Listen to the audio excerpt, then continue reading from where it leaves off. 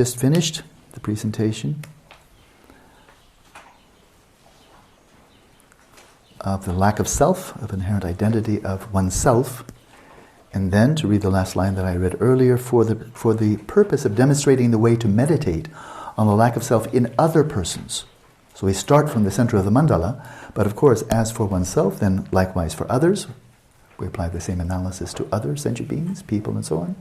And phenomena. To demonstrate the way to meditate on the lack of self or identity in other persons, and phenomena at large, everything else. The root text explains, in the same way, that is, in the same way that the individual was analyzed, examined, in terms of how we appear, each of us, how we appear to ourselves, right? Whether in the mirror, whether looking at our bodies, whether watching our minds, how do we appear? How do we designate ourselves? So here's a sequence again that, if we're going to make a sequence as good as any. How do we appear? That's straightforward. I'm watching, right? And then I'm not just watching, though. This mind is active and it conceives. It keeps on conceiving. So how do I conceive of myself? How do I think of myself? What's my sense of myself as an individual? How does that occur? And then once I've conceived of myself, I am this, I am that, without questioning whether I exist or I am this or that. We can make mistakes, but a lot of our self-appraisals are valid. You know, I'm an American, I'm this, I'm that, sure, okay. How is that the case, right? So there's the sequence. If you want a sequence, look at the obvious, what's in your face, appearances. How do you designate yourself on the basis of those appearances? And now that you've designated yourself in multiple ways, how is it that you exist? Okay? And now, in the same way, we go to the root text, in the same way that we did that, in the same way the individual elements are not real because they are composites. The individual elements refers to the 6 elements that we just examined. They're not real. Well, of course, here real means they're not inherently existent.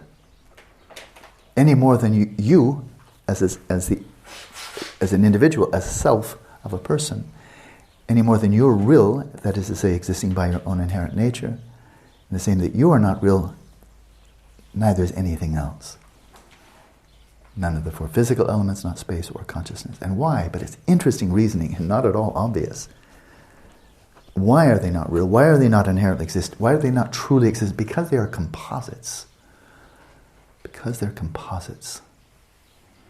That, for a brilliant mind, is sufficient. Just a brilliant mind that was very finely tuned, very ripe, very sharp faculties would look at that and say, yep, done, we're done here. That's got to be true. And to a metaphysical realist, including very smart ones, and there are many, many who are very smart, they say, well, that just doesn't follow at all. They would say, because things are composite, they are arising independent upon causes and conditions. They're there. What do you mean they're not real? I mean, they were created by the process of evolution, the Big Bang, inflationary period, formation of galaxies, planets, solar systems. They emerged, they developed. I mean, don't tell me they're not real. That was all to show they are real. And he's saying, no, he turned it right on his head. Because they're composites, therefore they're not inherently existent. Because they're composites.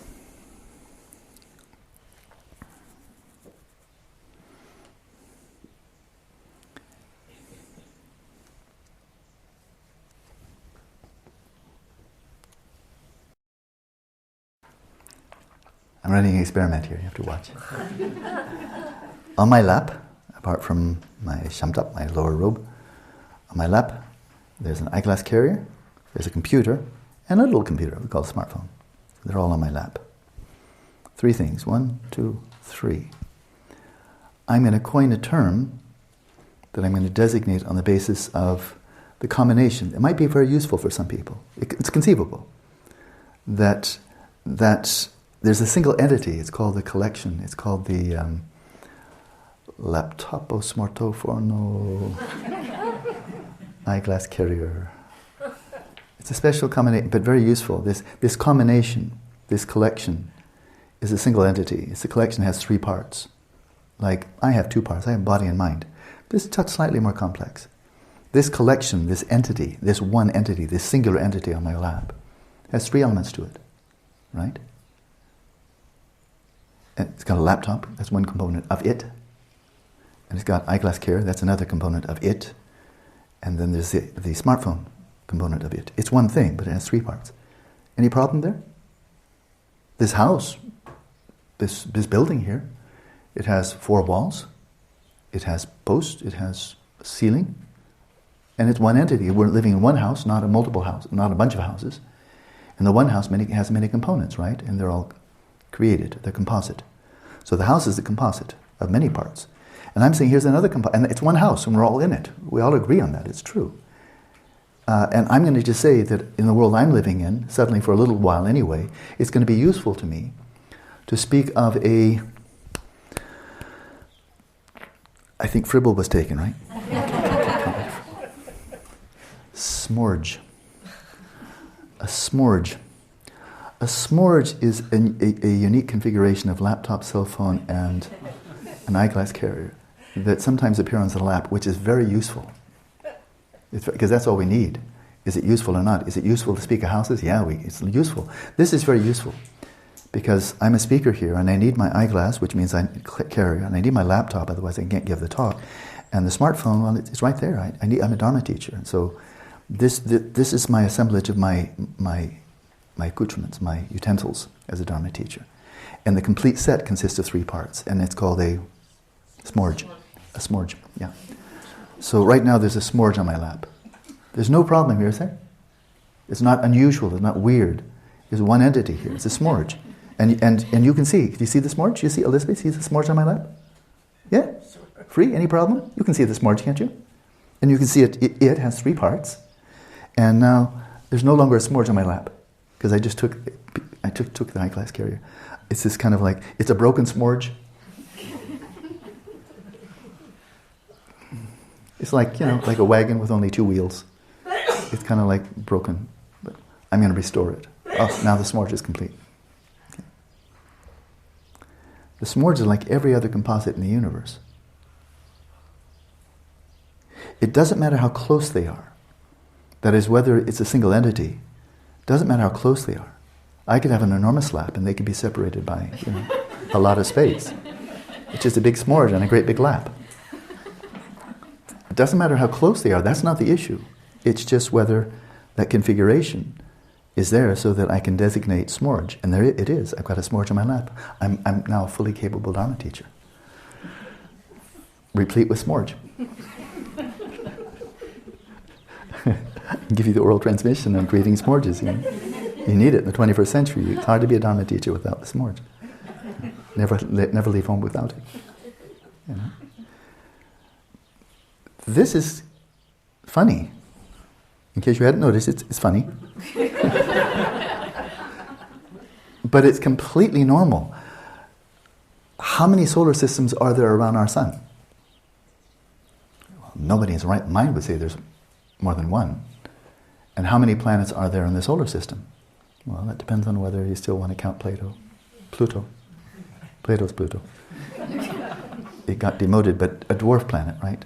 So it's like one of the 7 dwarfs. It's a little one. But I think it still counts. I guess it still counts. Yeah? Dwarf. It's not just a rock. Well, what's the difference? Smorge and solar system? None. It's called the Mariological sun.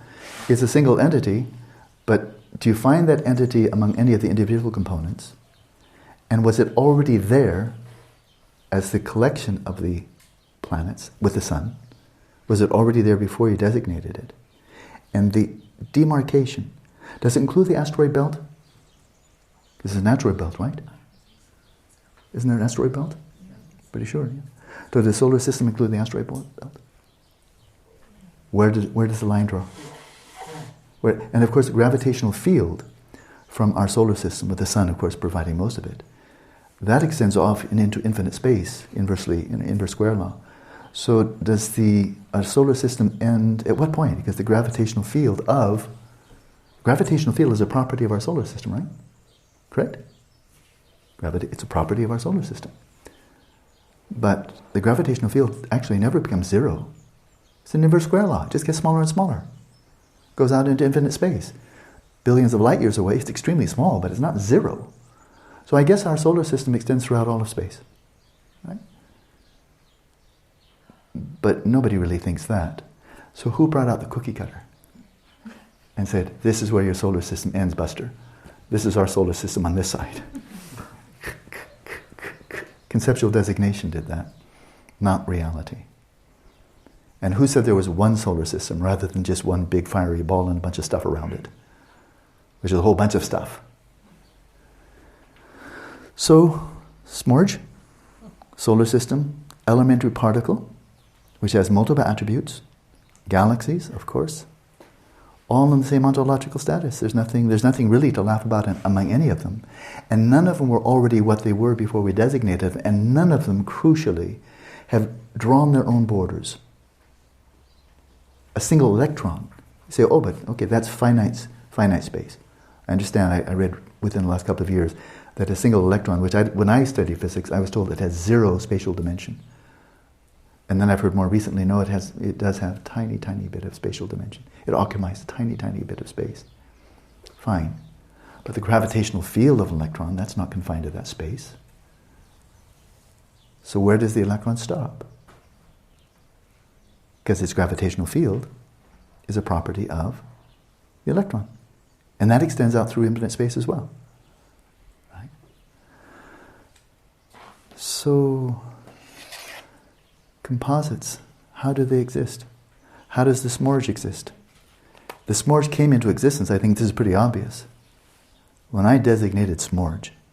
And then on the rest of the planet, wherever there's somebody sitting with a laptop, a cell phone, and an eyeglass carrier on their lap, we now know this is universally true. I mean, in Brazil and Uruguay and Iceland, smorges suddenly cropped up everywhere. They may not recognize, but that's their problem. Illiterate. What do those Iceland people know? They don't know a smorge when they're looking at it.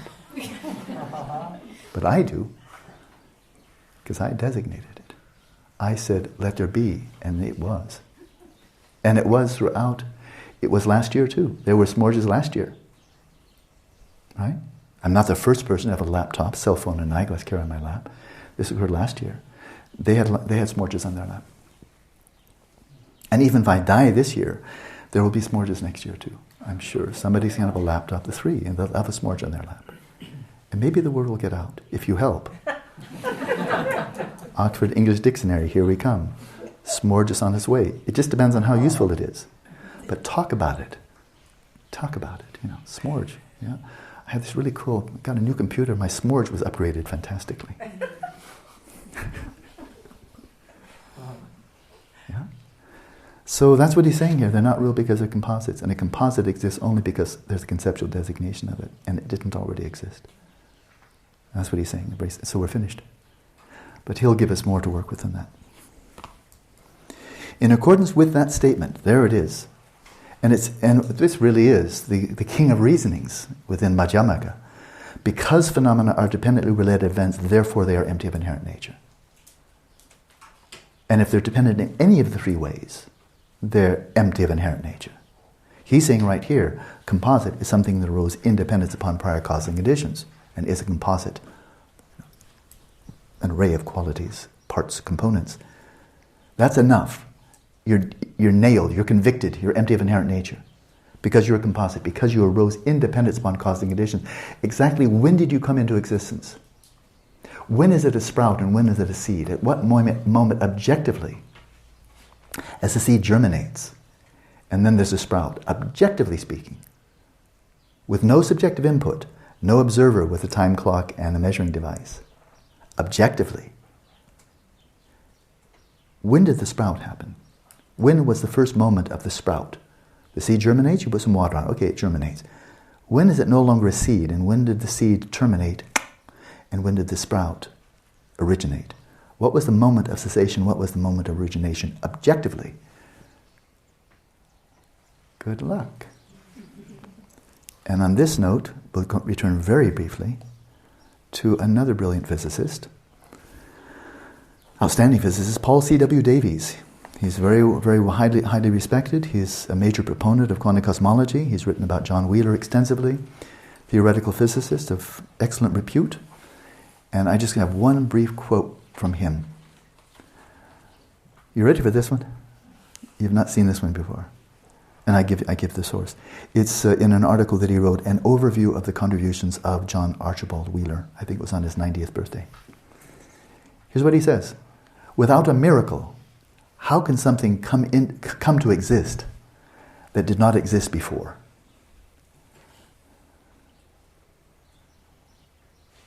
A miracle, objectively, in that real universe, separate from the observer with the clock and the measure, if it wasn't there before, it would take a miracle for it to come into existence. So that's what a literal reading of the Jinas account says. A miracle worker created ex nihilo, out of nothing, something that wasn't there before. Okay, fine, then you have an answer. God did it. It's not a scientific answer, but it's certainly an answer.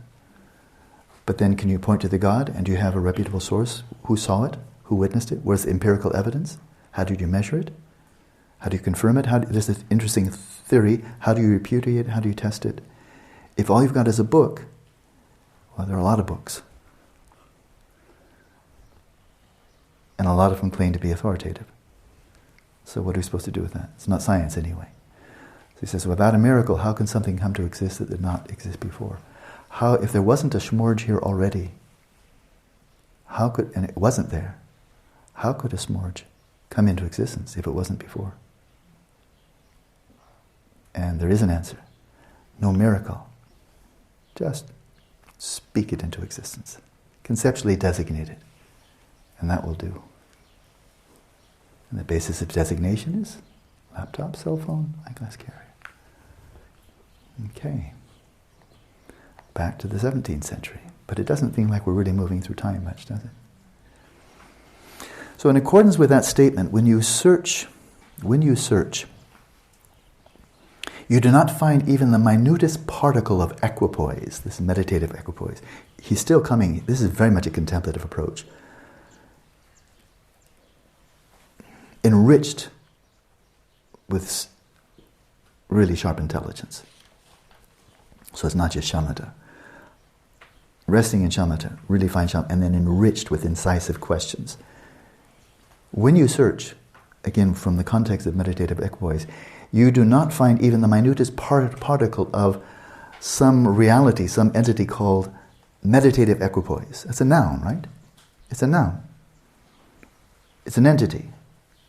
Something that exists, which means it's designated on the basis of some basis of designation. The state of meditative equipoise, you don't find even the minutest particle of such. You do not find even the minutest particle of equipoise, the one who rests in equipoise, and so on.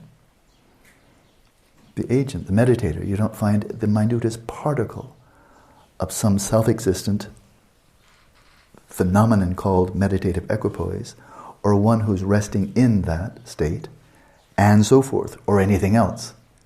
You don't find the minutest particle. And not finding, right? At that time, undistracted and single-pointed, maintain the space-like equipoise. Having realized the emptiness of even a trace, when speaking of minutest particle, he's speaking a little bit symbolically here. When you don't find even a trace of anything that exists by its own inherent nature prior to an independent of conceptual designation, either in this field, which we call meditative equipoise, or the one who's resting in meditative equipoise, the agent, the subject, the observer.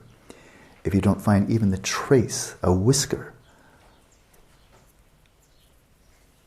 of an actual inherent nature, you see the not finding of that, then undistracted, single-pointed, come right back to your shamatha, and fuse your shamatha with your Vipashyana, and rest in this space-like meditative equipoise. So as we'll see, it's hard to go quickly through this text. It's really dense, and I think my perspective is it's quite brilliant. Minutest particle, well, probably nobody really thought, unless they're really, really out there materialist, would think that when you're resting in meditative equipoise, that state itself is composed of elementary particles. I don't know anybody actually believes that. They might very well think that it's an emergent property of neurons. Okay, I understand. There's no evidence for it, but a lot of people believe that. Hence, you must understand the underlying neural mechanisms of meditative equipoise. But does anybody really think that meditative equipoise is composed of particles? Or that the one who rests, the meditator? Well, I guess so. If they think the meditator is a body, then the body is composed of particles. But there's no evidence for that either, just supposition. But I would suggest here, I was just reflecting on this, or just the thoughts came to mind in meditation prior to coming here, that when we speak of the four elements, for example, the various configurations, just as in modern physics, we speak of configurations of matter-energy, and everything in the physical universe is space-time and then configurations of mass-energy.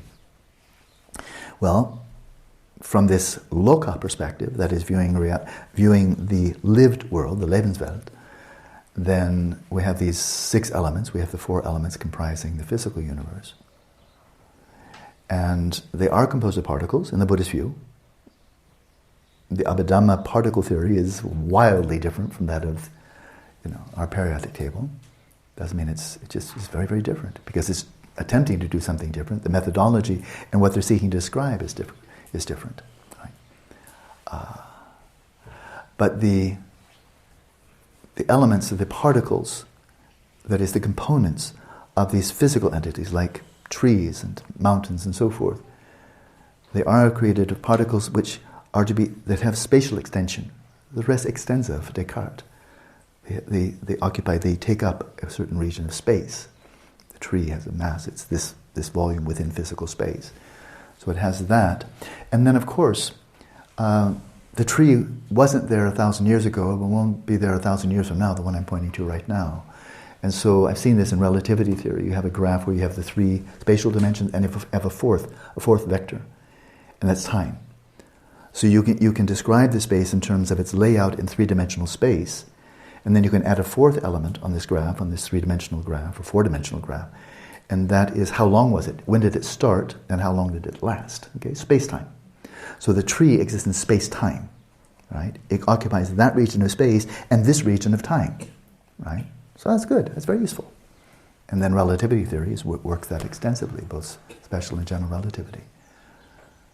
When it comes, though, to states of consciousness, like thoughts, configurations of consciousness, thoughts, emotions, mental images, memories, fantasies, dreams, and so forth,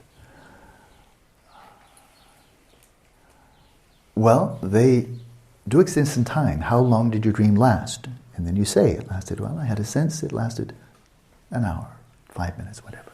So it's extended in time. But how big was your dream? How much of physical space did it occupy? It just doesn't make any categorical error. That doesn't make any sense. Or my hope that something will happen. It's a categorical error, just like there's just no way to answer it. That's not a meaningful question, because there's no possible way to answer that question meaningfully except to say, stop asking that question, because it doesn't mean anything. So mental events, configurations of consciousness, do occupy a space vector, a time vector. They last for a certain amount of time, right? But not a space vector, right? Whereas physical objects occupy both. Even this new element that was found for the periodic table, it's extremely brief, but brief, it's still for a finite time, and occupies a certain region of space. Right? So that's different. And so when we speak of particle, well, we can say, okay, it's meant literally for those physical phenomena created of earth, water, fire, air. Good. I don't know anybody really that thinks that the thought itself, the thought of my mother, is actually composed of particles. I don't know anybody who thinks that. It's such an obvious categorical error. I don't think so. So now let's not even go there, because nobody thinks it anyway. So, and he's not talking about silly stuff here. So let's assume he's a very intelligent man, and he's not saying something that everybody knows is silly. So in this context, particle would not be a particle of matter for equipoise and the person dwelling in equipoise. It'd be a particle of time. Kshana, I think it's called in Sanskrit. Or kechikma, a moment, a particle of time, a quanta of time, a pulse of time, right? A moment.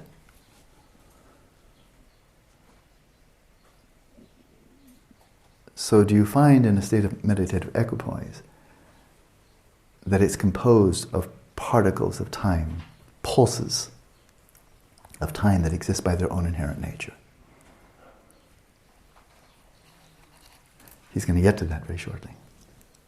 But that one's a meaningful question. Right? We'll find very commonly in Mahamudra and Dzogchen that the approach, which is extremely obvious in Dujum Lingpa's writings, that he asked about the primacy, which one, body, speech, and mind? Bing, got the right answer, it's mind.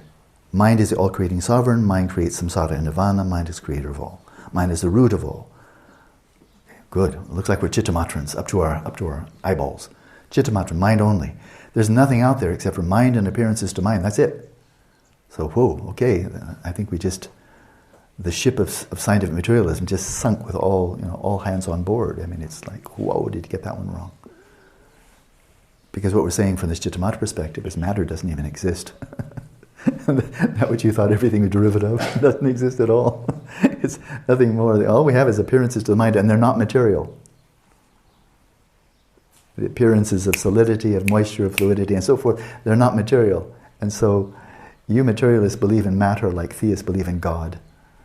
You can't imagine the universe without it, and yet you can't see it, nobody's ever seen it. This God that exists is external creator. What a laugh. And you say, we're the believers. You people base the whole of reality in something you can't see and nobody's ever seen. Matter as it exists independently, objective space. What a joke. So, what's he going to do with this? So, commentary. For some people that may be sufficient. You don't find even an inherently existent pulse, a temporal particle of meditative equipoise, or the person who's abiding in over time. You don't find even a pulse that's inherently existent.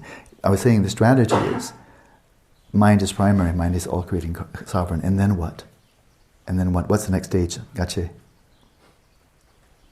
Investigate that sovereign mind. Investigate the nature of the existence of mind. So you put all of reality on the shoulders of the mind.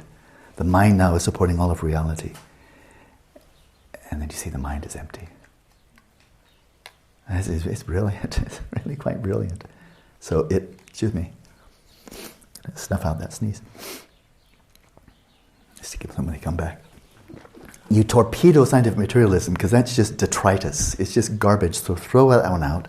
And we're left with something that's kind of like monumental, mind only, and then torpedo that. And if you torpedo it too much, what do you call it, over-pervasive, remember that? Then you wind up with nihilism. You've just blown away all of reality because you put all your cookies in one jar, the mind jar, and then you blew up that jar. You wind up with nihilism, or the California hippie dude that says, hey, reality is whatever you think. That's just another form of nihilism, because that means the word reality doesn't mean anything. It's whatever you think, And so there's a middle way there. That's why they teach emptiness with caution. People will very, very easily misunderstand it one way or another, either by negating too little and still having their security blanket of a real objective world, probably made of matter, or negating too much, in which they're completely at a loss with nothing. They are nobody in a world that doesn't exist. So there's a middle way there. So he, in his commentary, then continues. Also, when all phenomena of samsara and nirvana, all ordinary and adiya beings, the outer and inner earth element, the inner is the earth element within your body, the outer is outside of your body, and likewise the water, fire, air, space, and consciousness elements. When all the phenomena of samsara and nirvana, including all the above, have been ascertained as individual or collective appearances in your mind. That's it. All of reality consists of individual or collective appearances in your mind. Then analyze the aforementioned individual's way of appearing and a way of being grasped. Okay? So everything consists only of appearances to your mind, in your mind. Okay, now examine what is the individual's way of appearing and way of being grasped. The individual or the individual's mind. Now take that nuke with which you've just eliminated a whole objectively real physical universe out there for lack of evidence, because nobody had ever seen it, and is unknowable even if it did exist, is unknowable in principle, therefore do not attribute existence to that which is unknowable in principle. You have only appearances to the mind. And so everything hinges on mind, then probe into the individual's way of appearing, the individual's way of being grasped. And that means you have to go right in the nature of mind and establish yourself in equipoise, seeing the very emptiness of equipoise and the one who rests in equipoise. When you do not find even the minutest particle that is truly exist, that not finding is said to be the supreme finding, and not seeing to be the highest seeing. And of course, crucially important, I've said this before, I'll say it again, it's not that you just couldn't find it. I gotta know where I left my keys. It's you find that it's not to be found.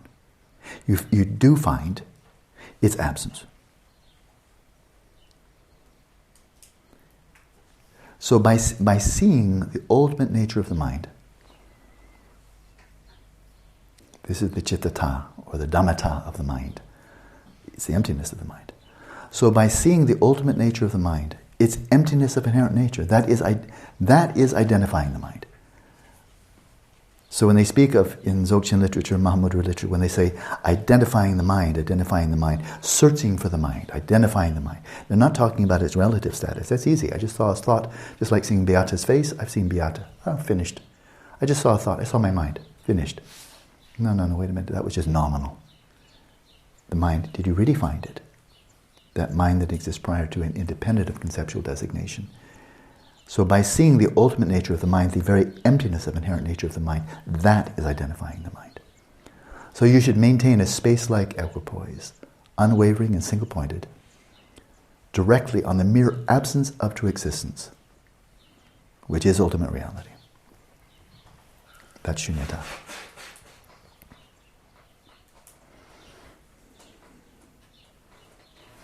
Alternatively, and this one's so interesting, this one line here, has enormous implications for Vajrayana and Dzogchen in particular. Alternatively, the subtle basis for imputing a self, the subtle basis of designation for yourself, okay? The subtle basis, the coarse basis, we have a whole bunch of them, right? Your body, your face, your intelligence, your memory, your personal history, your gender, your ethnicity, we have just slews of viable, meaningful bases of designation on the coarse level. No problem. I'm tall, I'm this, I'm that. But then, if we go to a deeper level, and we identify a subtle basis of imputing self, the subtle basis for imputing a self is said to be the very subtle energy mind, pranachitta, the very subtle energy mind. And the practical instructions affirm one identifies the mind in order to determine the nature of existence of the mind. So I changed that around a good bit.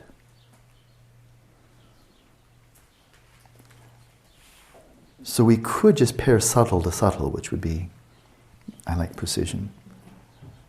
The subtle basis for imputing a self is said to be the subtle energy mind.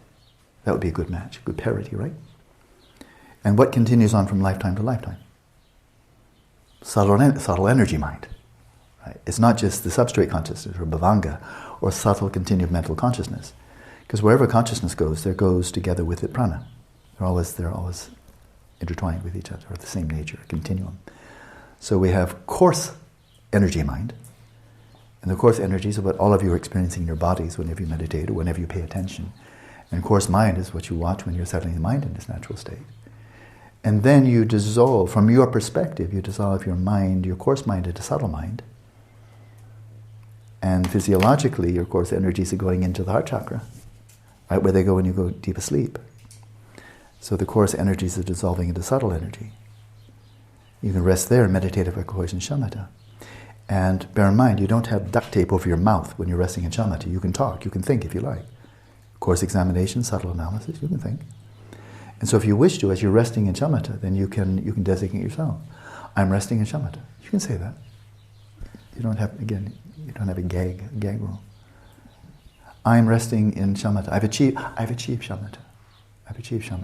I'm resting in shamatha. I'm resting in meditative equipoise. Valid, good, congratulations. Right? What's the basis of designation? Subtle energy mind.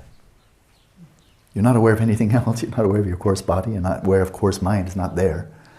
So your basis of designation for I have achieved shamatha, I'm resting in shamatha. Your basis of designation when you're leaving this body and heading off into the bardo, what is the continuum that carries on? Not your coarse one that's dependent on the brain, the body in general. What carries on from lifetime to lifetime is that stratum, subtle energy mind. In which case you could from the bardo look back and say, oh, I was a human being a little while ago, but now I'm in the bardo. And what's your basis of designation? That is equally valid for saying, I was a human being, I'm no longer. You don't have a human body, you're not a human being.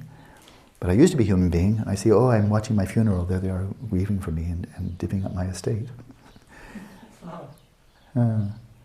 So that's valid, yes, you were that person, they're all hovering over the grave looking at dead meat, and you're watching them, watching their living meat, and they're grieving for me, and I'm here. So what's the common basis of designation? Well, it's not the meat, not the coarse mind, subtle energy mind.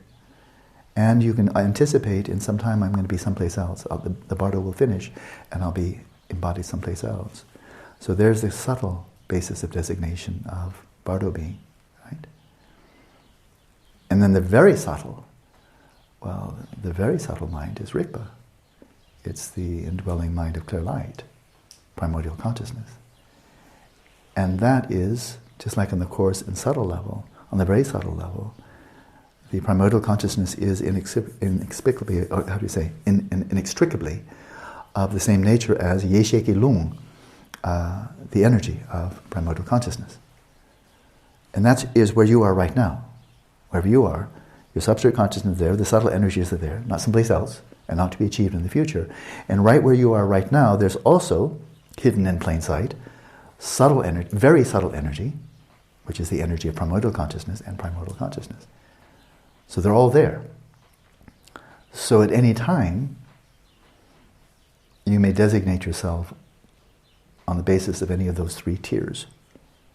Designate yourself as a woman, a man, American, Swiss. Designate yourself on a deeper level as one who's achieved shamatha or will achieve shamatha, will be reborn some other place in the next life. Or on the deepest level, designate yourself on the basis of your own Buddha nature with its concomitant energy. And then if you like, you can rise as Vajrasattva. And that's as valid as anything else. Equally valid. Vajrasattva, Tara, it's your choice. On that basis of designation.